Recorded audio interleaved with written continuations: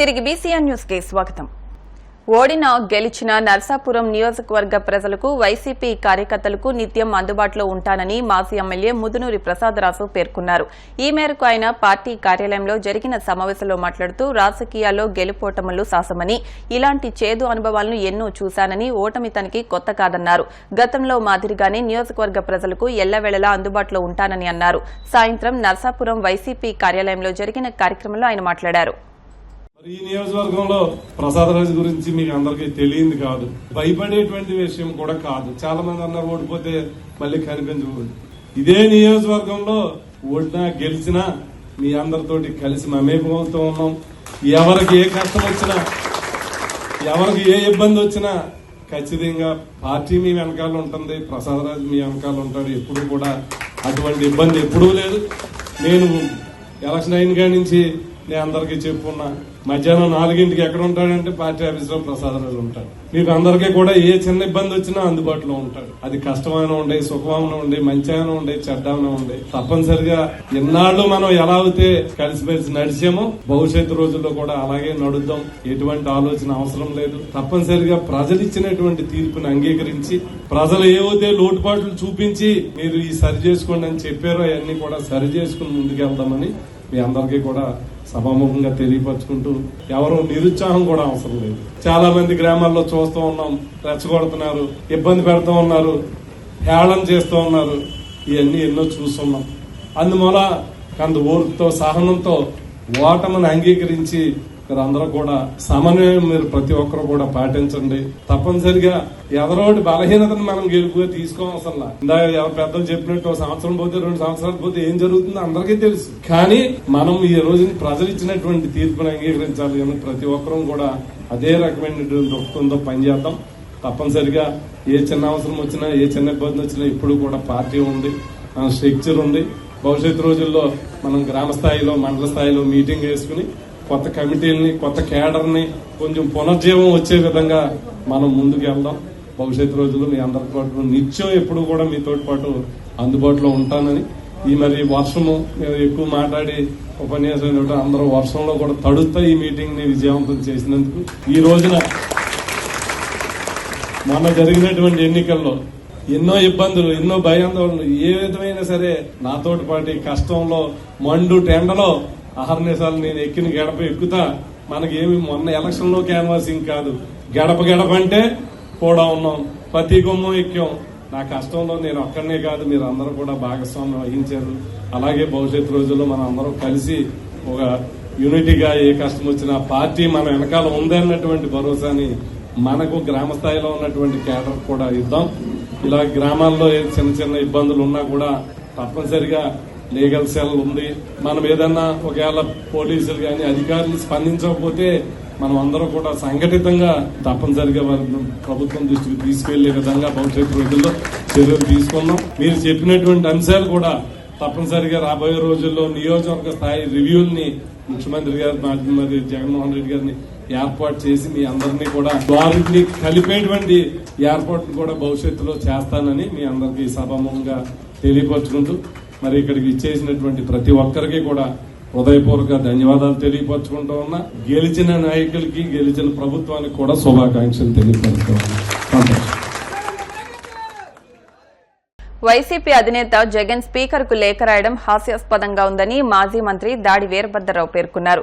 జగన్ కు ప్రతిపక్ష హోదా కూడా దక్కలేదని హాట్ కామెంట్స్ చేశారు. అసెంబ్లీ రూల్స్ ప్రకారం 10% అక్కర్లేదని, ప్రతిపక్ష హోదా ఇవ్వాలని లేఖ రాయడం జగన్ అజ్ఞానానికి పరాకాష్ట అని వ్యాఖ్యానించారు. వైఎస్ జగన్మోహన్ రెడ్డి స్పీకర్ కు ఉత్తరం ఇవ్వడం హాస్యాస్పదం. ఆయన అన్నీ తెలుసు. 5 ఏళ్లు ప్రతిపక్ష నాయకుడిగా పనిచేశాడు, 5 ఏళ్లు ముఖ్యమంత్రిగా పనిచేశాడు. ఇంత అనుభవం ఉండి ఏమీ తెలియనట్టుగా నటించడం, 10% అక్కర్లేదు, ఇవ్వచ్చు, ప్రతిపక్ష నాయకుడు హోదా ఇవ్వండి అని చెప్పడం అతని నటనకు పరాకాష్ట. జగన్మోహన్ రెడ్డి ముఖ్యమంత్రిగా పనిచేస్తూ ఏనాడైనా చంద్రబాబు నాయుడు గారిని మాట్లాడడానికి అవకాశం ఇచ్చారా? ప్రతిపక్ష నాయకుడిగా పనిచేస్తూ 5 ఏళ్లు శాసనసభలో పూర్తి స్థాయిలో అడుగుపెట్టారా? తన శాసనసభ్యులు అడుగు పెట్టనిచ్చారా? అదేవిధంగా ఈ సభలని బూతుల సభలుగా మార్చారు.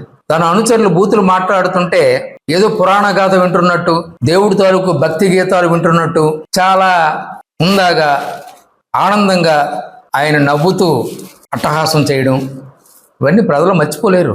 బ్రహ్మాండమైనటువంటి గెలుపునిచ్చినటువంటి ప్రజలు ఎప్పుడైతే అధికారాన్ని దుర్వినియోగం చేసి ప్రజలను ఇబ్బంది పాటు చేశారో ఈనాడు ప్రజలంతా కూడా ఎదురు తిరిగి గతంలో అతనికి ఎటువంటి విజయం ఇచ్చారో అంతకంటే డబుల్ స్ట్రెంగ్త్తో అతను ఓడించడం జరిగింది. తన తప్పులు తను తెలుసుకొని ఆ తప్పులు సవరించుకోవడానికి ప్రయత్నం చేయాలి తప్ప ఇంకా ఏదో లిటిగేషన్స్ పెట్టి నాకు అది కావాలి ఇది కావాలి అనేటువంటి ప్రయత్నాలు చేసి నాకేమీ ఇవ్వలేదు కాబట్టి నేను శాసనసభ జోలికి రాను, నేను ఇంటికి వెళ్ళిపోతాను, లేదా ఊళ్ళో తిరుగుతుంది దేశదిమ్మర్లాగా మొత్తం తిరుగుతాను అనేటువంటి పద్ధతిలోకి రావడం కోసం ఇదంతా కూడా ఎత్తులు వేస్తున్నారు. ఎప్పుడైనా 5 ఏళ్లలో ఆయన ఎప్పుడైనా సెక్రటరియట్కి వెళ్ళారా? అతని మంత్రులు సెక్రటరియట్కి వెళ్ళారా? ఐఏఎస్ ఆఫీసర్స్ సెక్రటరియట్కి వెళ్ళారా? ఏనాడైనా 5 ఏళ్లలోనూ ప్రజలు సెక్రటరియట్ దగ్గరికి వెళ్తే ప్రజల్ని సెక్రటరియట్ లోపలికి ఎవరైనా సరే అనుమతించారా పోలీసులు? లేదే. సెక్రటరియట్ని మూల పడేసి అంతా కూడా అంతఃపురంలోనే రాజ్యం వెళ్ళడం అనేటువంటిది, అంతఃపురంలోనే రాజ్యం వెళ్ళారు. అలాగే మంత్రులు ఐఏఎస్ ఆఫీసర్స్ కంప్యూటర్ల దగ్గర పెట్టుకుని ఎవరింట్లో వాళ్ళు పరిపాలన సాగించారు తప్ప ఒక విధానం ప్రభుత్వాన్ని మేము నడుపుతున్నాం, ప్రజలు మమ్మల్ని ఎన్నిక చేసి గెలిపించారు, ఈ ప్రభుత్వాన్ని మేము నడపాలి అనేటువంటి ఉద్దేశంతో ఏనాడు కూడా Jagan and co including IAS and IPS officers ఎవరూ కూడా ఒక పద్ధతి ప్రకారంగా నడవలేదు. అందుకు వారికి ఎటువంటి శిక్ష విధించినా అర్హులే. ప్రజాస్వామ్యవాదులు ప్రజాస్వామ్యాన్ని పరిరక్షించినందుకు తగినటువంటి శిక్ష ప్రజలు ఇచ్చారు. కానీ ఇంకా కఠిన చట్టాలు రావాలి. ముఖ్యమంత్రులుగా కానీ మంత్రులు కానీ ఉన్న ఐఏఎస్ ఆఫీసర్స్ కానీ సక్రమంగా పనిచేయలేనప్పుడు వారిని శిక్షించేటువంటి చర్యలు కూడా తీసుకోవాల్సినటువంటి అవసరం ఈవేళ మనకి కనిపిస్తుంది. ఎక్కడా కూడా 1952లో మొట్టమొదటి పార్లమెంటు లోక్సభ స్పీకర్ అయినటువంటి దాదాసాహెబ్ జీవి మవలంకర్ 1952లో ఈ పద్ధతిని ప్రవేశపెట్టారు.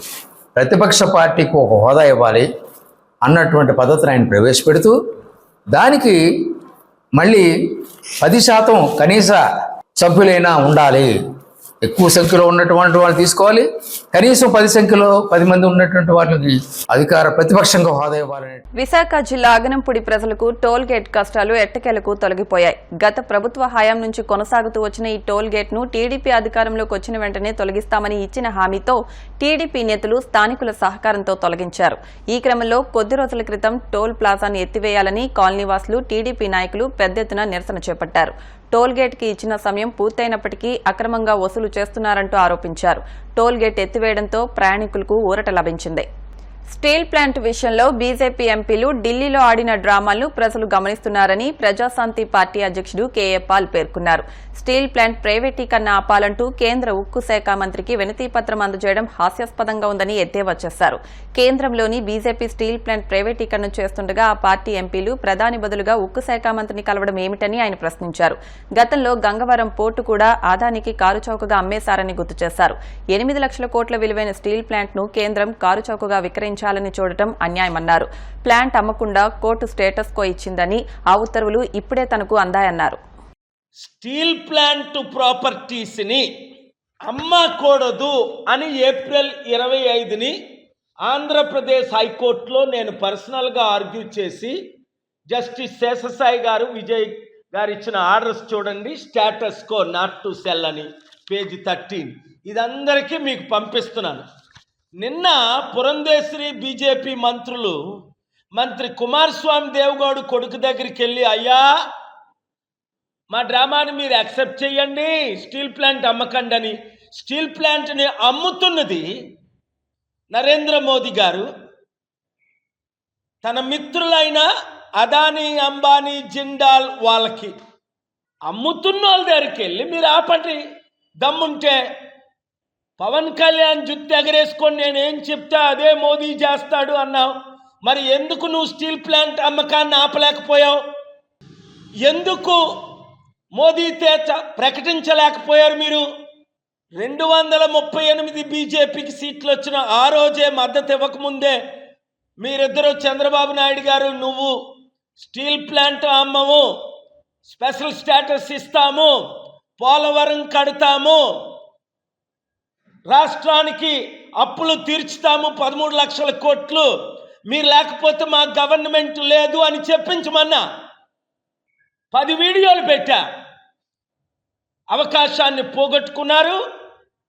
ఇప్పుడు స్టీల్ ప్లాంటు 19వ తారీఖుని నేను కోర్టుకి వెళ్ళకపోతే అమ్మేస్తారని నాకు తెలిసి నేను కోర్టుకి వెళ్ళలేదు. రాష్ట్ర తెలుగు ప్రజలందరికీ బుద్ధి చెప్పడానికి కూటమి అన్నారు కదా, ఈవీఎంల సపోర్టు, మీలో మూర్ఖులందరూ ఓట్లు వేశారు. ఇప్పుడు మనకి ఏమీ రాలేదు సరికదా ఉన్న స్టీల్ ప్లాంట్ను కొనే. అందుకనే నేను ఒక గూగుల్ ఫార్మ్ పెట్టాను. పాలిటిక్స్ పక్కన పెట్టండి, స్టీల్ ప్లాంట్ని కాపాడదాం, 1,00,000 కుటుంబాలని కాపాడదాం, మన విశాఖ సత్తా చూపిద్దాం, తెలుగు సత్తా చూపిద్దాం, 15 కోట్లు మన తెలుగు సత్తా చూపిద్దాం. ఆ రోజు ఎన్టీ రామారావు ఇందిరాగాంధీకి చూపించినట్లు. ఈ రాజకీయ నాయకులను మర్చిపోండి మీరు. చంద్రబాబు నాయుడు, పవన్ కళ్యాణ్, ఎవరైనా, పురంధేశ్వరి, ఈ ఎంపీలు, ఈ భరత్, వీళ్ళంతా డ్రామటిస్టులు. వీళ్ళు పార్ట్ ఆఫ్ బీజేపీ. అమ్ముతుంది బీజేపీ, కొంటుంది బీజేపీ మిత్రులు. 8 లక్షల కోట్లది 8,000 కోట్లకి. కామన్ సెన్సే వాడదాం. స్టీల్ ప్లాంట్ అన్ని పార్టీలు అమ్మాయి, మరి అమర్నాథ్కి ఎందుకు వేస్తారు, లేదా శ్రీనివాస్కి ఎందుకు వేస్తారు? అమ్మింది ఆపింది నేను ఒక్కడనే అని కోర్టు ఆర్డర్ ఇచ్చింది. చూడండి ఫస్ట్ పేజీలోనే డాక్టర్ కేఏ పాల్. వాళ్ళకి 100 పడినప్పుడు మాకు 1 పడలేదా? వాళ్ళకి 9 లక్షలు పడినప్పుడు నాకు 9,000 పడలేదా? 100కు 1. అన్ని బూతుల్లోని జీరోలే. మరి మా నాన్నగారు వేసిన బూతుల్లోని కూడా 4 అనుకున్నాను, 2 ఆ తర్వాత తగ్గించారు, ఇంకో 2 తీసేసి. మరి మా వాళ్ళు 22 వేశారు.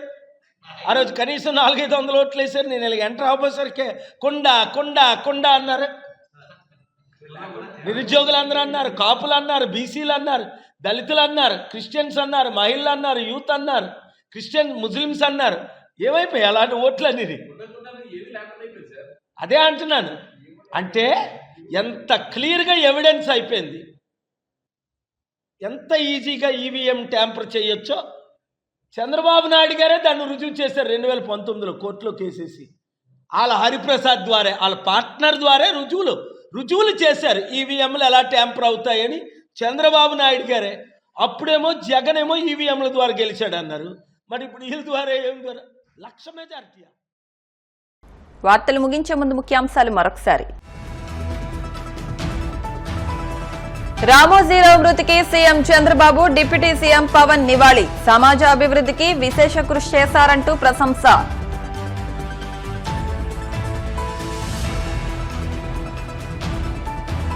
ప్రయాణికుల కోసం మరిన్ని బస్సులు తీసుకొస్తామన్న మంత్రి రాంప్రసాద్ రెడ్డి. సురక్షిత ప్రయాణమే ఆర్టీసీ సంస్థ ముఖ్య ఉద్దేశమని స్పష్టం.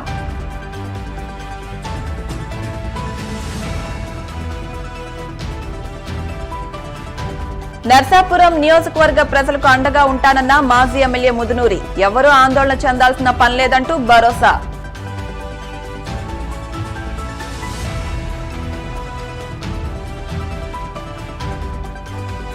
విశాఖ జిల్లా అగనంపూడి ప్రజలకు తొలగిన టోల్ గేట్ కష్టాలు. హర్షం వ్యక్తం చేస్తున్న స్థానిక ప్రజలు.